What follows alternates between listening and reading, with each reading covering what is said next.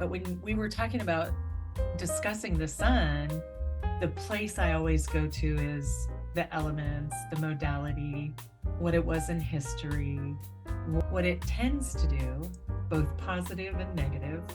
And so, in that way, Virgo is a family of female signs.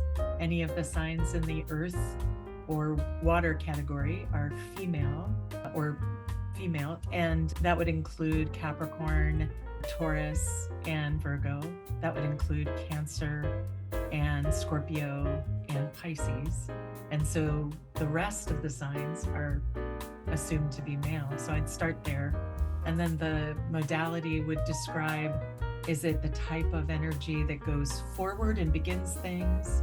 Is it the type of energy that sits still and kind of stabilizes things? Or is it the kind of energy that is the liaison between those two quite different energies that sometimes has to flex and sometimes has to stabilize? Well, and I wanted to say, so back to where you started talking about the mode and the elements of the sun. And I think that's so important because, you know, understanding that there are mutable signs, let's say. Right. And so somebody who's got a sun in Pisces, Virgo, Gemini, Sagittarius, mutable means adaptable. Right. And so there's going to be less consistency with those sun signs. That's right. Right. There's going to be wiggle room. Yeah. And they are going to be more prone to shifting based on what else is going on in the chart. Right. Right. Affected by it. Yeah, for sure. So, and then you think like Pisces is the most mutable sign. So depending on what else is going on in the chart, I think Pisces also another sign that has been hard to nail down, and the descriptions, sun sign descriptions, haven't done it justice, I don't think. I agree with you. Jeff Dower used to sort of posit that Pisces is the exact reason why he doesn't want astrology institutionalized or to become part of our systems, because the ability of people to kind of flick Pisces off of the map is too built up.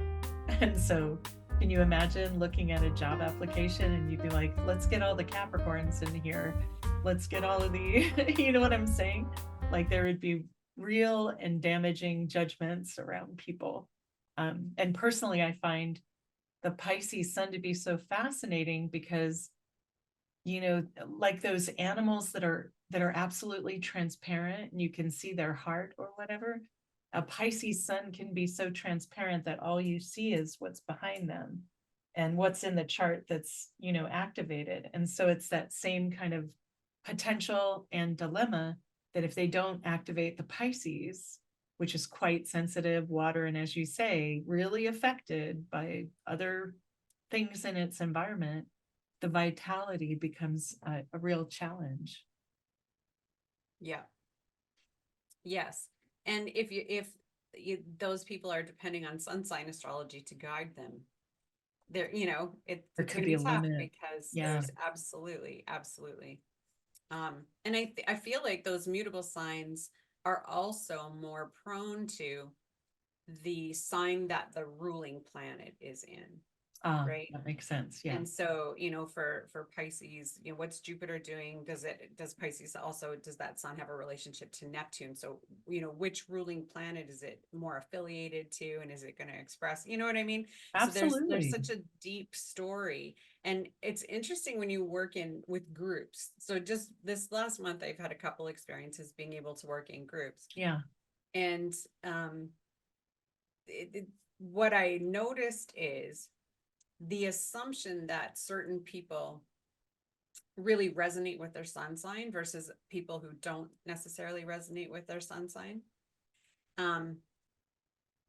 isn't always the easiest thing to pin down. And what I'm realizing is that the weight on the ruling planet, I think, needs to be heavier a lot of the time, you know. So does that make sense? It does. It makes me think of an ensemble versus solo performance.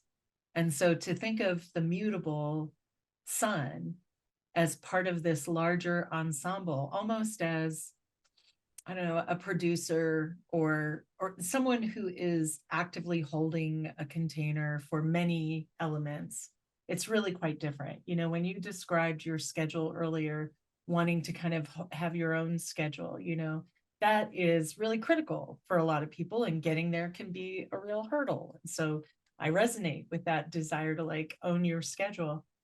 And then there's that piece of where do you let people bump up against you?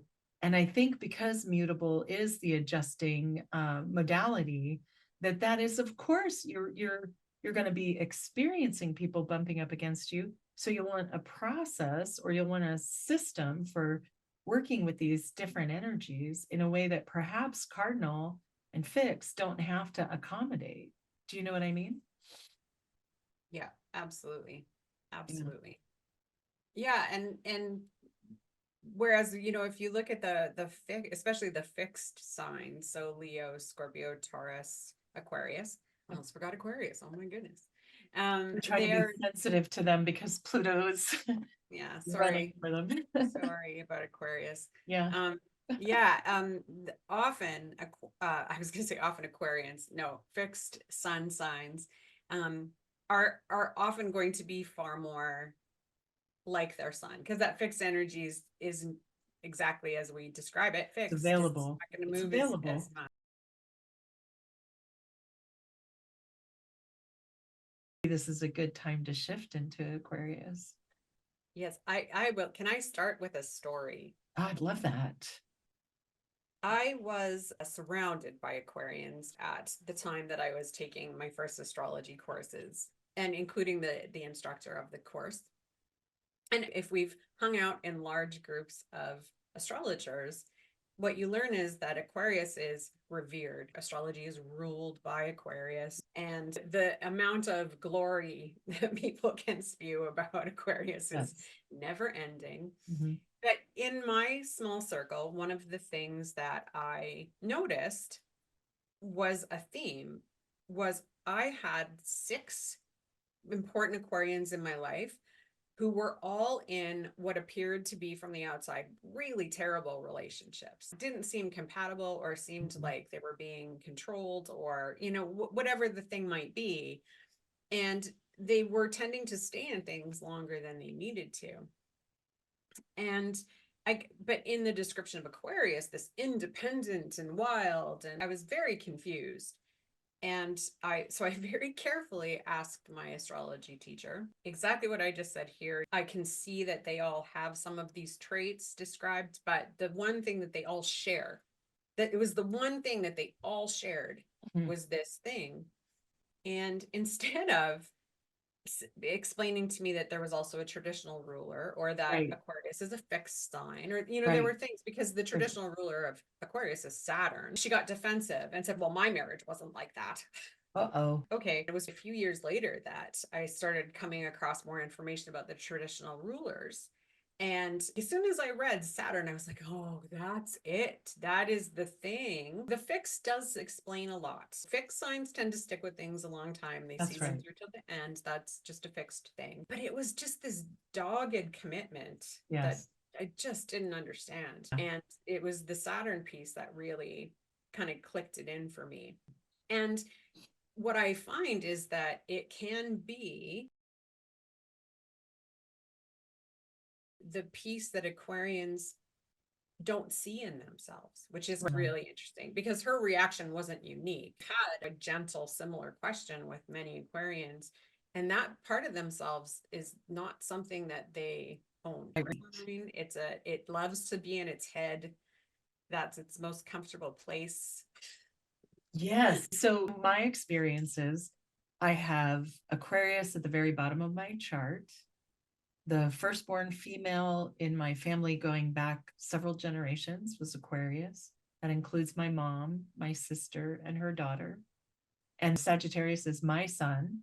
It's in a sextile relationship with Aquarius. There's a lot of positivity there, a lot of fiery fun, blowhard energy, just going out and having a blast. I would say my experiences with my mom and my family were very much related to my perception was endless sacrifice. We were talking about idealism with Pisces.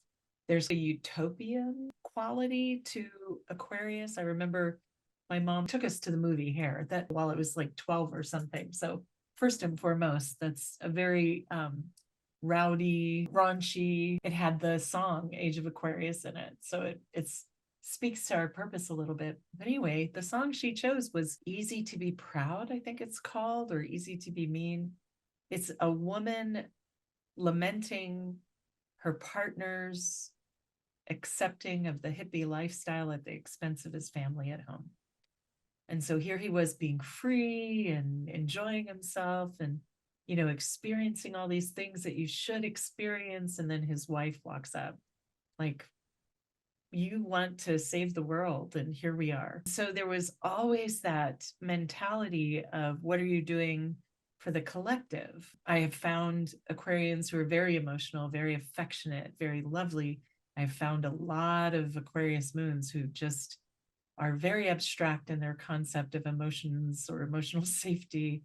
And the further I get into these, I find these podcasts quite opening for me. I know I'll continue to explore it in regard to the Leo need to be in charge, because I think there's a similarity. If folks don't know, the signs have relationships to each other that are opposite each other. And Aquarius is opposite Leo. Earlier in this discussion, we were talking about Leo wanting to be in charge, and wanting to have that authority. And I think, the difference, and I think Maul actually had this phrase once, that Leo has its own kingdom and Aquarius has a utopia, and the first thing they hand you is their rules for being part of that utopia. When I first started astrology, Aquarius was the eclectic, authentic, genius, rebel, inventive, crafty. I do feel like that does describe Aquarius a lot, except for the authentic part. And I'll tell you why. It's not against Aquarius. I think it's hard for anyone to be authentic in this particular world because of the social structures we have that require incongruent presentations of our emotions, mainly flatline those suckers. I think the authenticity that Aquarius can acquire is kind of coded to society versus their genuine outpouring of who they are. I think they get there, but I think that that's more of an assumption than an actual fact.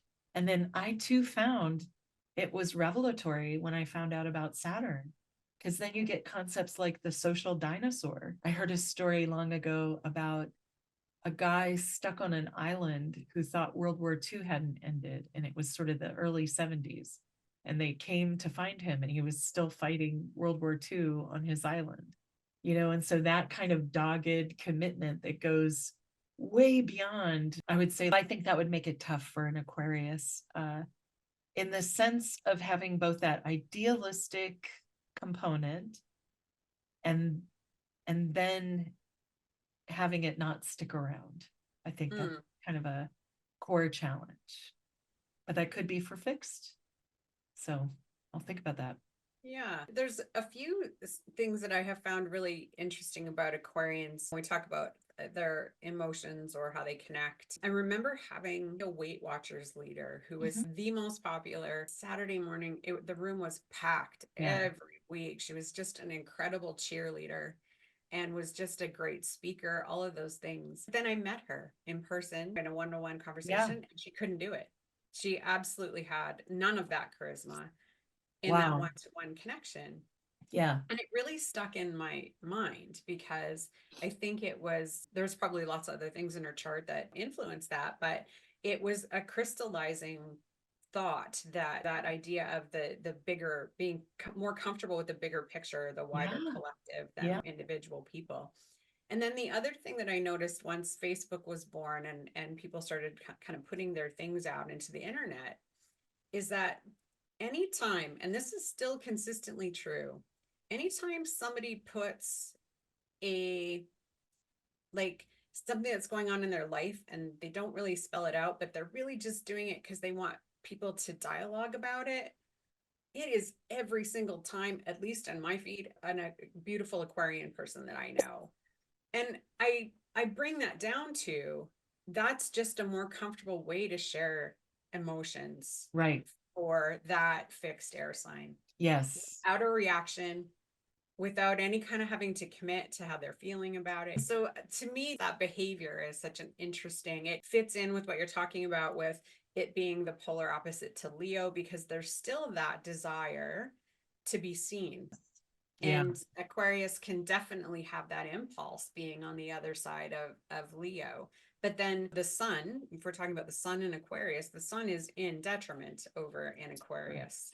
Right. And so the not knowing how to do that, how to get the attention, how to be seen, we can see that in the ways that they put themselves out publicly. When I think of rulership, I think it's your house. You're in your own house. You know what's in there, you put it in there, you've stocked it yourself. You get to go everywhere, you get to touch everything.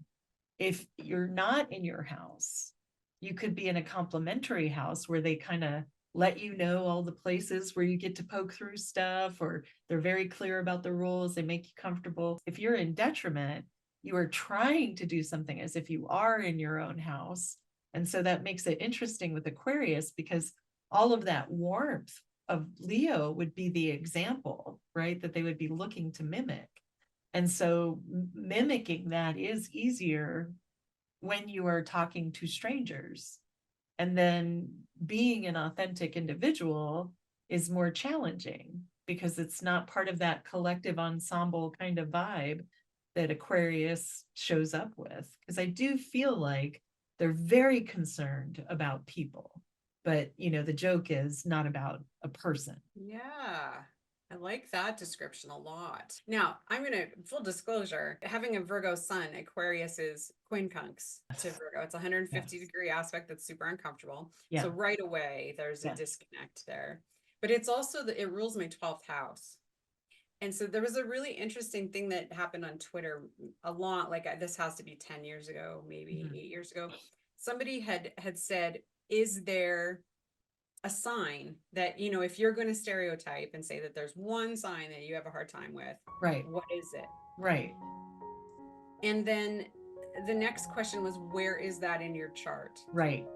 And more than 80% of the people who responded, and this was actually, they got a really big response. There's at least 250 people who responded to that question. Yeah. And it was a very large proportion that the sign was on their 12th house. I believe that. So, right, because it's the house we can't see. That's right. Right. Yeah. And so I can't see Aquarius for lots of reasons. I get that. And so I surrounded myself with them for part of my life. Sure. Of right? course. So kind of an interesting thing that we do is we fill our empty houses. It is still a sign that I find enigmatic. Aquarius can always surprise me. It's one of the only signs that can really just sort of take me and make me go, huh, interesting. Yeah, I did not see that coming. There are a lot of interesting ways that the energies we've described coalesce to become Aquarius. I think it's fine to leave it a mystery. I think an Aquarian would be like, good job. let us do our thing. So maybe we put a period there and talk about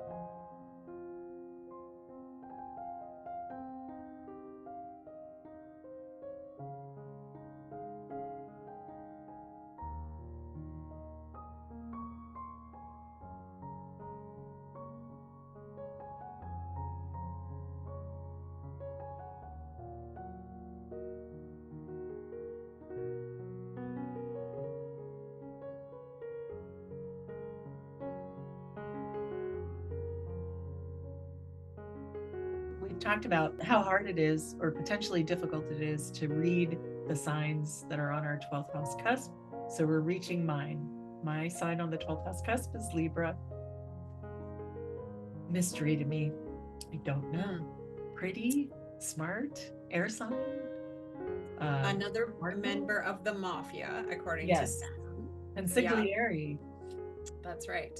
I have much Libra connection. I have Uranus, Mercury, and Jupiter all conjunct in Libra in my 7th house. It is a sign I needed to learn about because it's intercepted, but Libra wants to connect at any cost. And so that's why Libra energy gets blamed. I'm not sure what the word is, but that people pleasing. Right. Now, that is not to say that all Libra suns need to people please. I don't actually think that that's true at all. I think that with the nature of the sun sort of being whole and center and outward expressing, there's even less of a tendency for a Libra sun to do that. I think that might actually fall to the need of the moon to feel safe, or the need of a Venus in Libra. Whereas the sun, I find that's not always the case. What's interesting is, again, another misconception written in sun sign astrology books is that, and I've had this parroted back to me so many times, where Libras say, oh, I'm balanced. And when you don't respond agreeing right away, they go, well, I need to find balance. A better word is equilibrium. And my observation is, watching people with Libra suns, they'll want to maintain the equilibrium that they are comfortable with. So a Libra sun, if, and this is a huge generalization, don't take this as gospel, but you can see sometimes with Libra suns, if they grew up in a really chaotic situation, that's what they need to maintain. And they can actually come off as very opposite to what gets described as being Libra. And so now this feeds into something I wanted to make sure that we talk about, this whole idea of cusps. Cusps aren't real. They are constructed. And the reason why someone might feel like they were born on a cusp and therefore emanating energy from the cusp sign is that Mercury and Venus cannot get very far away from the sun. So there's a good chance that if you were born in Libra, that your Venus or Mercury could be in the neighboring sign of Scorpio or the neighboring sign of Virgo. And therefore you feel like you take on those attributes, and therefore you're on the cusp. And so it's actually, it has nothing to do with how close your sun sign is to those signs. I mean, it does by proximity, Right. But it's because you're going to have other placements that could very well be in those signs, and you feel an affinity to them. And Libra could have all of this intense Scorpio stuff going on, Venus and Mercury, which could then, now in its need for equilibrium, that Scorpio energy could become maybe emotionally manipulative to turn a situation into the way the Libra feels more comfortable. Or it can become maybe controlling and needing to nitpick over on the Virgo side to maintain its equilibrium. Libra is a super intriguing sign because I feel like we're living in an extremely Libra time, with the desire to be seen on social media, pretty and perfect, and all of these videos that people are watching thinking they need to be perfect homemakers, because there's a very Virgo Libra energy, like Marie Kondo, Libra, everybody Virgo. I love that. Because she likes throwing stuff away, but actually it's Libra that needs to. Libra and Aries are on the axis, and they are the thrower aways. I myself, having strong Aries Libra, I am a thrower away. I have found that Capricorn does too, but I'll have to now go back and look for the Libra and Aries. The difference is Capricorn is really attached to anything that has a sentimental value. But all of the Capricorns I know are quite good at organizing and selling things that other people wouldn't necessarily monetize. They can monetize. Whereas there isn't that same kind of nostalgia with Libra, unless there's other stuff going on in the chart. I agree. My path to Libra, as I'm still learning about Libra, starts with that combination of the rulership in Venus, adding that aesthetic component. I find Libra outward. I find the strongest combination is that air and Venus component. So the Venus being the ruler and then the quality being air, I often find myself saying things like, you get to take aesthetics seriously. Don't let people say that that's a dumb thing for you to be invested in. I also say, you are smart. You want to find the ways to use your brain. Know that as a Libra, people may not see that in you immediately because that aesthetics component takes its place. And then the cardinal component, I feel, pushes that Libra outward. You know, there is a desire for connection, and it's for the right balance of connected people that can move them forward or help them get their goals accomplished. And then the equilibrium, finding balance through living in not balance. Like the old trope about the Virgo sun being super meticulous house cleaners comes from the lack of understanding that's usually from all of the chaos, and it's not worth even starting, that Virgo has to go through. And so the same would be true for Libra. They're finding balance through this. What is balance? How do I connect with it? I'm connecting so much with the lack of balance.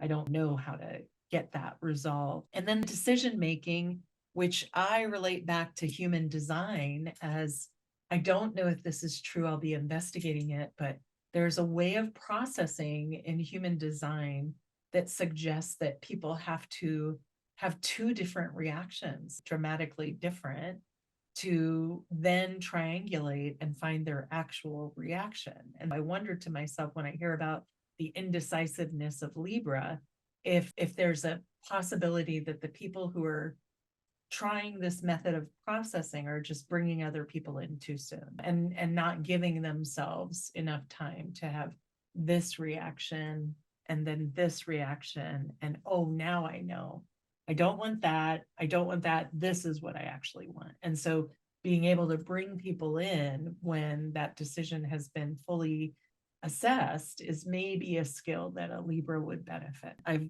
certainly enjoyed your Libra because it shapes how we get to approach this content, and we get to be intentional and bring the things that we want to the visual representation of it. And I find that really valuable. I want to say a couple things Yeah. about Libra before we move on. When we talk about the mode and the element, one of the things about Libra is that it's ruled by Venus, which wants to connect, and it's an air sign which wants to connect. It gets like double whammied in Yes. terms of how it wants to connect outwardly, and mostly in small groups or one-to-one situations. So one of the reasons why I approached you in the first place to do this is that I know with a Mercury in Libra, that my favorite place to be is in conversation with somebody else. Really, the worst thing you can do to me is ask me to go live and talk to myself. And I think because of the way my chart is set up with the Aries sitting at the front end that everybody can see, they assume that I want to do everything on my own. And there's definitely a component of that. Sure. But in terms of connecting and communicating, that is a very Libra part of who I am. And from necessity, that Libra was my safest place to express growing up, trying to make everybody happy, trying to keep the peace, trying to make sure very socially acceptable. Absolutely. Right? Yeah. I think that is one of the things about Libra that's important to understand, is that whatever is socially acceptable to them, and that can differ, is going to be important to them. So learning the rules that a Libra sun lives by is very important. One of the downfalls of a Libra sun is that it can depend on connecting too much. The earth element, like the fire, needs to connect in that way. So a Libra sun can be self-depriving. In codependence is also a very Libra idea. That's one of the things where the incompatibility of the sun and the sign can have some learning to do. As opposed to the Aquarius that wants to connect, and it's okay that it's impersonal, actually wants to deepen that connection maybe a little bit. Within whatever is socially acceptable in their own world. I wanted to make sure that I shared about Libra was harmony. It wants harmony. What's interesting to me is I remember meeting a young actor who was vocal training because he really wanted to be in a show. He was from India, and all of his singing and all of his performing he learned as a child was to sing Indian music, and it was in a very different pitch. And he was having a really difficult time shifting in terms of his being able to be a singer. So it's, to me, the idea of harmony. If he was singing in his born language and in that style, his harmony would have been perfect. Wow. Right? And how that harmony needed to shift. And so there are ideas that aren't fixed. It's not a fixed sign. Right. So it will adjust. The harmony will be situational. And that, as you were saying, that reminds me, I'm studying piano and music, and it's built into all the instruments, the harmony. I remember a story from Herbie Hancock where he was working with Miles Davis and he missed the note or he missed the beat. And so he kind of froze, and Miles was like, do not do that. And he goes, play it again, just the way you played it, play the error. And he did. And Miles turned it into something beautiful. And that is the idea of harmony that I take into the world. And I think in Libra, there is a component, because it's visual, because you can see it, that it can relate itself to art. And certainly it relates itself to what I think every human being has, whether they assert or not that they have artistic skill. I believe we make things beautiful for us to survive and live and have something to be joyous with. And Libra is the one that kind of expresses that. But yeah, harmony can be derived from many mistakes. And yeah, it has to shift. So that I find that really, that's beautiful.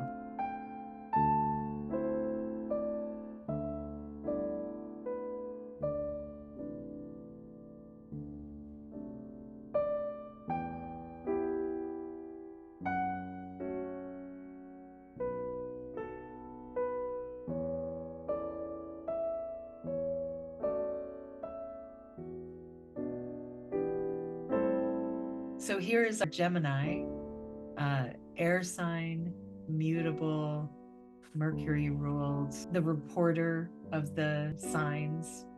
And so its job is to observe and have data to make an opinion. So the opinion can get changed based on the new information. This right? may be the best example of a mutable sign. There's an antipathy for depth. They're not going to get bogged down. They're not going to do that. What they're going to do is have a breadth of experience that they can share. And they want to share that. They want to share their opinions. They want to share the information. If there's a strong Jupiterian element to that, then it becomes sharing information and opinions. But true Gemini energy just wants to share information. It just wants to have enough information. They can get bogged down in not feeling like they have enough information. If there isn't something to help them move forward in the chart, then a Gemini can have a really hard time making decisions because do I have enough information to be able to make an informed decision with all of the information necessary? When I was teaching entry-level astrology, and Libra and Gemini both have a hard time making decisions, but the motivation is completely different. Libra doesn't want to make the wrong choice because it might miss something better. Gemini might not have all the information. So it's the same manifesting, different underlaying of the story. I am surrounded by Gemini energy. It is at the bottom of my chart. I have had two fathers, if the fourth house is father, so the Gemini thing, right? Also, I married a Gemini who is a twin. I'm surrounded by the Geminis. And one of the things that's consistent with every Gemini I've ever known is they bore very easily. If the information you have to share is not interesting to them, they're bored. Their lesson in life is to learn how to listen because they're great at talking.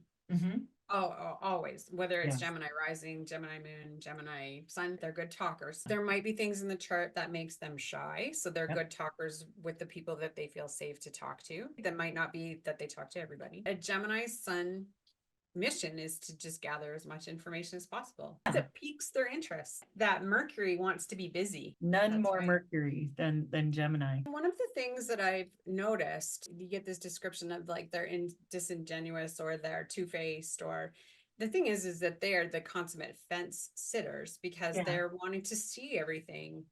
From I don't want to do this because this is a Sagittarius thing above, right? The whole big picture.